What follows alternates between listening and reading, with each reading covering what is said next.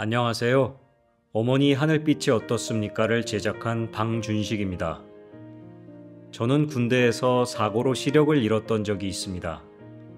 그때 나이가 21살이었습니다. 그 후 시력을 회복하고 점자도서관에서 촬영 봉사를 합니다. 이 작품은 그곳에서 인연이 되어 만난 시각과 양손의 장애가 있는 이종형 시인의 이야기입니다. 이종형 시인이 쓴 시집은 한 권도 남아있지 않습니다. 집에도 없고 오래전에 책을 나눠줬던 주위 사람들도 더 이상 갖고 있지 않습니다. 저는 이 사라진 시집을 찾기 위해 여정을 떠났습니다. 이 작품을 만드는 과정과 만든 후의 과정도 모두 담았습니다. 영상의 안과 밖을 오간 셈입니다.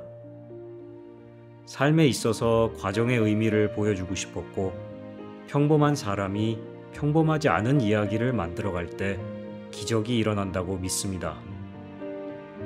저는 이 작품을 그 증거로 전하려고 합니다. 나는 군 복무 중 사고로 시력을 잃었던 적이 있습니다. 분명히 눈을 뜨고 있는데 세상은 온통 까맣기만 했습니다. 그때 들었던 생각은 모든 것이 끝났다는 생각이었습니다. 오늘은 시각장애인을 위한 공연이 있는 날입니다. 나는 점자도서관에서 촬영 봉사를 합니다. 전문가도 아니고 영상 일을 하는 사람도 아니지만 누군가는 해야 하는 일이기에 촬영을 배우고 카메라를 잡았습니다. 혼자 하는 일이라서 실수할까봐 늘 조마조마합니다. 그렇게 인연을 맺게 된 이종형 시인.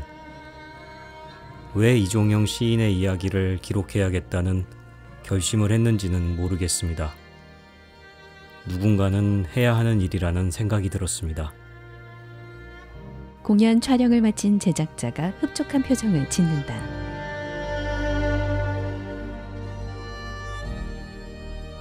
시각장애인들이 자원봉사자들의 팔짱을 끼고 공연을 보기 위해 입장하고 있다. 한 걸음 한 걸음 조심스레 계단을 내려가고 있다.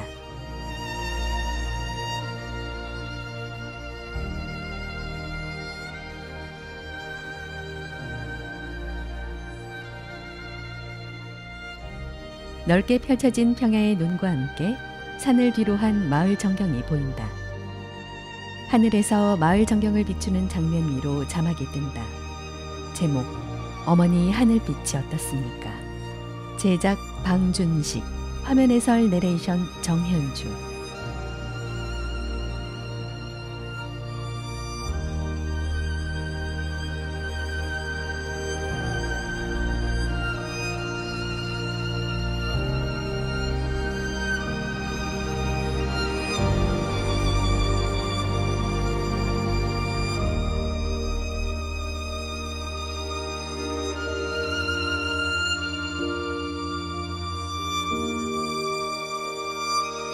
검정 화면에 자막이 뜬다. 그 끝없는 기다림에 얼마나 많이 울었습니까? 팔다리를 잘리운 쓸모없는 가지처럼 버려져야 했던 지난 세월. 이종형의 시 나무들 중에서. 금방이라도 대박이 날 것 같은 이름. 세종시 금남면 대박리입니다. 넓은 평야와 낮은 구릉지로 이루어진 작은 마을입니다. 여기는 이종형 시인이 태어나고 살아온 집입니다. 제작자가 꽃과 나비 벽화가 있는 집으로 들어간다. 대문도 현관문도 모두 열려 있습니다. 한쪽 눈이 없는 유기견은 이종형 시인의 가족이 되었습니다. 저는 이름은 이종형입니다. 양시각과 양손의 장애가 있는 중복장애인이고요. 18살 때 폭발사고로 장애를 입게 되었는데 어떻게 살다 보니까 환갑이 되었네요. 올해 61살 환갑입니다. 제가 이제 굉장히 활동적인 사람이었는데 아무것도 할 수 없다는 게 너무 힘들었어요. 사실은 친구들이나 이렇게 뭐 누구한테 이렇게 편지 같은 것도 잘 썼어요, 옛날에. 편지 같은 것도 쓰면 딱 뜯어가지고 그 자리에 답장을 썼는데 편지가 와도 이걸 또 읽어줄 사람이 없는 거예요. 이렇게 한 일주일이든 2주일 읽어줄 사람이 올 때까지 기다려야 돼. 근데 그게 처음에는 막 너무 힘들더라고요. 한참에 이렇게 막 생각에 몰입하고 할 때는 머리가 막 터질 것 같아요. 머리가 막 간질간질한 게 피부가 간지러운 게 아니고 머리 속이 간지럽기 시작하면 막 정신이 막 돌 것 같아요. 막 이거 긁어도 안 되고 막 이렇게 막 혼자 막 이렇게 거꾸로 물구나무 솟아 있기도 하고 하면서 그러다가 또 이게 열이 멈추지 않으면 생각이 멈추지 않으면 막 코피가 터지는데 막 무섭게 터져요. 그러다가 이제 어느 지경에 가니까 모든 것이 더럽다는 게 느껴졌어요. 그러면서 막 웃음이 터지기 시작하는데 제가 막 이렇게 막 이렇게 자제가 안 될 정도로 웃음이 터지는 거예요. 계속 막 웃음이 터지니까 정말 우리 부모님은 제가 실성하지 않았나 막 그런 말씀 하실 정도로 그런 좀 일을 겪었어요. 그 후에부터는 내 자신을 내려놓는 데 많이 도움이 됐고 일단 그 후에 그러면서 이제 마음이 정리되면서 제가 가지고 있던 그런 뭐 소품들이나 이런 거 다 버리게 되었는데 제가 그런 어떤 뭐 수집이라든가 이런 걸 많이 했어요. 예, 수집, 뭐 우표 수집이라든가 뭐 나뭇잎이라든가 뭐 조개 껍데기라든가 뭐 이런 거 많이 수집했었고 또 제가 또 이렇게 손재주가 좋았어요. 그래가지고 여러 가지 뭐 공예품 만들어 놓은 거 이런 거 많았는데 그런 걸 싹 버리게 되더라고요. 다 의미가 없다는 생각이 들고 그래가지고 그런 거 이제 싹 버리고 나니까 마음이 편했는데 마지막에 제일 버리기가 힘들었던 게 사진이었어요. 사진. 근데 그 사진을 버리고 나니까 그때부터는 버리지 못할 게 없겠더라고요. 예, 뭐 이렇게 미련이라든가 그 집착 같은 게 없어졌어요. 음악이 사람의 마음을 참 평온하게 해주는 것 같아요. 그러니까 이렇게 하모니카를 불다 보면 그 음악에 빠져가지고 그런 시름을 잊게 되는 것 같아요. 자막. 내가 풀피리를 불면 그대의 창에서도 풀피리를 불어다오. 내 마음은 돛을 달고 그대에게 달려가리. 이종형의 시 풀피리 중에서 시 팜플렛과 이종형 시인의 하모니카 수업에 대한 팜플렛, 녹음도서 파일과 점자 일람표가 차례로 보여진다. 이종형 시인이 하모니카 수업을 진행하고 있다. 이종형 시인은 장애인 학교에서 하모니카를 강의합니다. 여기서는 장애인과 비장애인 학생들이 뒤섞여 수업을 받습니다. 교실에는 오직 음악의 선율이 그려낸 찬란한 빛만 가득할 뿐입니다. 하모니카는 공기가 들어가고 나갈 때 울림판을 떨게 만들어서 소리를 내는 악기입니다. 입에 힘을 주어서 억지로 소리를 내면 당장은 큰 소리를 낼 수 있지만 그 소리는 금방 거칠게 바뀝니다. 숨 쉬듯이 소리를 내야 부드러운 소리가 나옵니다. 깊은 한숨마저 아름다운 선율로 바꾸는 악기가 바로 하모니카입니다.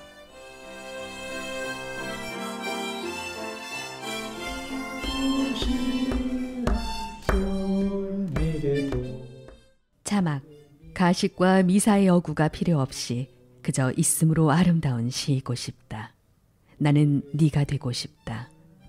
이종형의 시 시인 중에서 시를 쓰면서 그때 이제 내 감정을 순화하는데 많이 도움이 됐던 것 같아요. 이 시쓰기라는 게 그냥 글만 쓰는 게 아니고 내 감정이라든가 이거 생각대로 정리하고 또 내 뭐라고 그럴까 내 인격이 성숙해져가는 그런 과정이 아니었나 그런 생각이 들더라고요. 시를 작업을 하면서 이 작업을 하면서 내가 그 전에는 이제 뭐 아닌 게 아니고 별다른 생각 없이 살았었다면은 시를 쓰면서 그런 뭐 사물이나 그런 삶에 대해서 더 깊이 한번 생각해 볼 수 있는 그런 계기가 되니까 예, 참 좋았던 것 같아요. 힘들었지만은 그거를 통해서 이제 정서를 순화하고 그로 인해서 그 어려웠던 과정을 잘 극복할 수 있지 않았나 하는 생각이 듭니다. 처절한 투쟁이었다고 해도 과언이 아닐 것 같아요. 그런 어떤 절망과의 투쟁, 삶과의 투쟁, 또 아마 그런 투쟁의 과정이 아니었나 하는 생각이 드네요. 100여 편이 넘는 걸로 기억하는데 시가 꽤 많이 수록이 됐어요. 그 시를 쓰고서 시집을 낸 후로는 시를 더 이상 쓰지 않았었어요. 몇십 년 동안. 그러다가 이제 최근에 들어서 이제 또 다시 이제 시를 쓰기 시작했는데 제가 이제 스스로 글을 쓸 수가 없었기 때문에 이제 친구들이나 누나들이나 또 이렇게 하여튼간 동네 조카들이나 이렇게 오는 사람마다 이렇게 다 부탁해가지고 대피를 해가지고 이렇게 썼어요. 그래가지고 아닌 게 아니고 이렇게 제 시노트를 보면 아주 필적이 다 다르고 아주 엉망인 정도로 그렇게 돼 있었어요. 노트 자체가. 그래가지고 아마 그 편집하시는 분들도 쉽지가 않으셨을 것 같아요. 그 시노트는 아직 있나요? 없어요. 지금 다 버렸어요. 한 80여 부 정도는 계속 보관을 하고 있었어요. 근데 이제 조카들이 학교 다니니까 한 권 한 권 갖다 친구들 막 흩어주고 막 그래가지고 나중에 보니까 한 권도 없더라고요. 그래가지고 어디 이제 출판사에도 연락해보고 거기 이제 그 장애인 본인협회 쪽에도 이렇게 연락해보게도 보관하고 있는 게 없다고 하더라고요. 그래가지고 구하지를 못하고 있었거든요. 구하고 싶죠. 제가 이제 제가 원본이라도 가지고 있으면 괜찮은데 막 이렇게 저희 집이 이제 시골집이다 보니까 막 이렇게 집을 몇 번씩 수리하고 또 그런 과정이 있었어요. 그런 과정 속에서 이제 또 제가 또 이렇게 제 물건을 다 이렇게 챙기지를 못하니까 아이고 그냥 이것도 버리자 해가지고 다 버려버렸어요.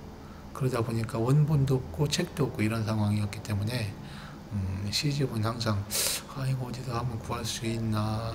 자막. 내 생의 가장 아름다운 때를 위하여 나는 내 마음에 작고 예쁜 화원 하나 가꾸며 살아갑니다. 이종형의 시 내 마음의 화원 중에서 나는 이종형 시인의 시집을 찾기 위해 전국의 헌책방들을 찾아다니고 있습니다. 1996년에 발행된 이 책은 온라인에서는 찾을 수 없고 들르는 헌책방들 어디에도 없었습니다. 출판사는 이미 문을 닫아서 없어졌고 인쇄 부수 자체가 적었기 때문에 찾을 수가 없습니다.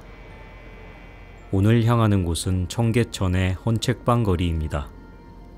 이곳의 가게들을 전부 뒤져볼 생각입니다. 가게 앞에 쌓여있는 헌책들. 나는 왜 그토록 영영 찾지 못할 수도 있는 이 사라진 시집을 찾으러 다니는 것일까? 자막. 어쩌면 당신은 이런 모든 현상들을 우연이라 하시겠지만 내가 굳이 우연이라 하지 않는 것은 언젠가 우리도 그렇게 만나야 하는 까닭입니다. 이종형의 시 기다림 속에서 중에서 내가 기록하는 이 이야기에 결함이 있다는 것을 알게 되었습니다. 정작 이종형 시인은 이 이야기를 볼 수 없기 때문입니다. 이 이야기가 전달되려면 화면 해설이 필요합니다. 화면 해설이란 시각장애인을 위해 영상 속 장면의 전환이나 등장인물의 표정, 몸짓, 상황을 말로 설명하는 것입니다. 나에게는 미지의 세계입니다. 소리로 화면을 보여준다는 것, 보이는 것을 들리는 것으로 만들어서 볼 수 없는 이들과 함께 본다는 것. 나는 화면 해설 공부를 시작했습니다. 자막. 휘파람 불면서 소몰고 돌아가던 저녁놀 물든 산길 그리워라 그리워. 이종형의 시 그리움 중에서 옛날에 제가 산을 굉장히 좋아했어요. 그래가지고 혼자서도 산에를 잘 갔어요. 막 겨울이나 여름이나 겨울에 막 눈이 와도 막 장화 신고 막 산에 혼자 잘 갔는데 요즘은 산에 못 가니까 한번 산에 가봤으면 좋겠다 하는 생각도 있고. 자막. 산길을 걷다가 나는 밤하늘에 반짝이는 아름다운 별을 보았습니다. 이종형의 시 산길을 걷다가 중에서 이종영 시인의 시에서는 수없이 산이 나옵니다. 집 바로 뒤에는 칠불산 꾀꼬리봉이 있고 여기는 이종영 시인의 어린 시절 모든 추억이 녹아있는 곳입니다. 산을 오르는 두 사람. 계룡산 천왕봉 북쪽의 쌀개봉에서 갈라진 관암지맥은 관암산, 수양산, 금병산, 꾀꼬리봉 그리고 금강으로 이어집니다. 꾀꼬리봉 정상까지 오르는 것은 쉬운 일이 아닙니다. 자막. 음악과도 같은 대지의 숨소리에 귀를 기울이다가 말랐던 나뭇가지에 파랗게 물이 오르면 나는 꽃이 됩니다. 이종형의 시 봄비 내리는 날엔 중에서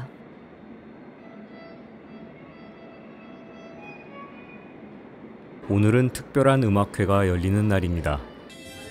이종영 시인이 이끄는 블레싱 하모니카 팀은 음악회의 첫 연주를 맡았습니다. 지금은 공연 시작 1시간 전입니다. 무대에서 공연을 준비 중인 팀원들.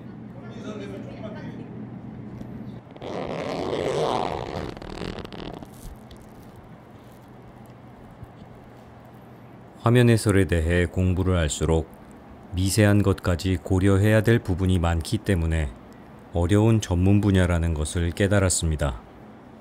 눈을 감고 여러 차례 영상을 보고 수정을 거듭하며 대본을 써보기 시작했습니다. 누군가는 해야 할 일이기 때문입니다.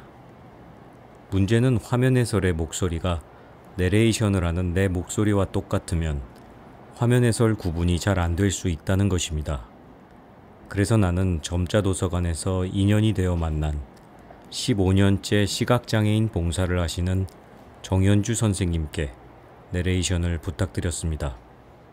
자막. 가끔씩 살고 싶어질 때면 나는 조용히 눈을 감고 휘파람을 불어본다. 이종형의 시 욕망의 새를 날려보내고 중에서 이종영님과 블레싱 하모니카 팀 박수로 맞이하겠습니다. 무대 중앙에 이종형 시인이 앉아있고 뒤로 청바지에 흰 셔츠, 푸른 스카프를 한 블레싱 하모니카 팀원 11명이 둘러서서 함께 하모니카를 연주한다.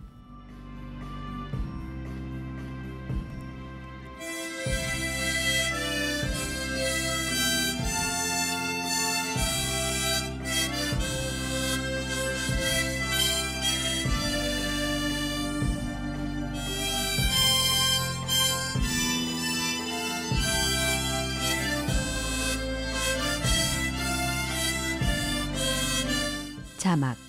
우리 어머니 가슴에 맺힌 피고름 같은 강낭콩은 저렇게 붉어가는데. 이종형의 시 붉은 강낭콩 중에서 저희 어머니에 대한 생각이 담긴 시가 좀 많이 있었던 것 같아요. 항상 저는 저대로 가슴에 이제 마음이 아프고 부모님은 부모님대로 저 때문에 또 마음이 아프시고 항상 그런 관계였기 때문에 하여튼간 뭐 저는 부모님 생각하면 지금도 이제 마음이 아프고 죄송한 생각밖에 없는데 고생을 많이 하셨죠, 저 때문에. 하여튼간 지금도 생각하면 그냥 마음이 아프고 눈물이 나요.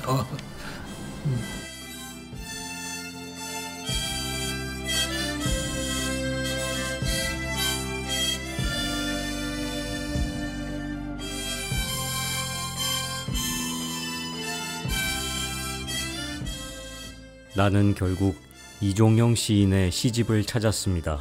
시집을 손에 쥔 제작자가 웃고 있다. 그리고 여기는 세월이 흐르고 혹독한 비바람이 몰아쳐도 흔들리지 않는 해발 272m 꾀꼬리봉 정상입니다. 제작자의 팔을 잡고 산을 오르는 이종형 시인이 꾀꼬리봉이라고 쓰여진 산의 정상에 올랐다.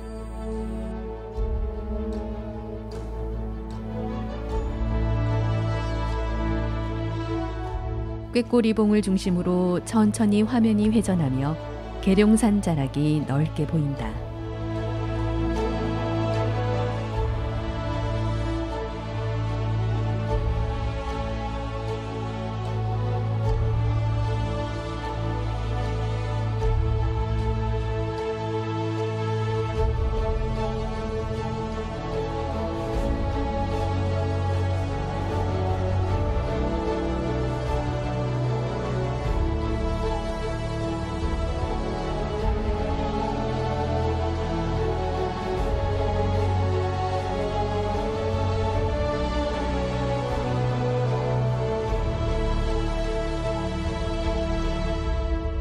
자막.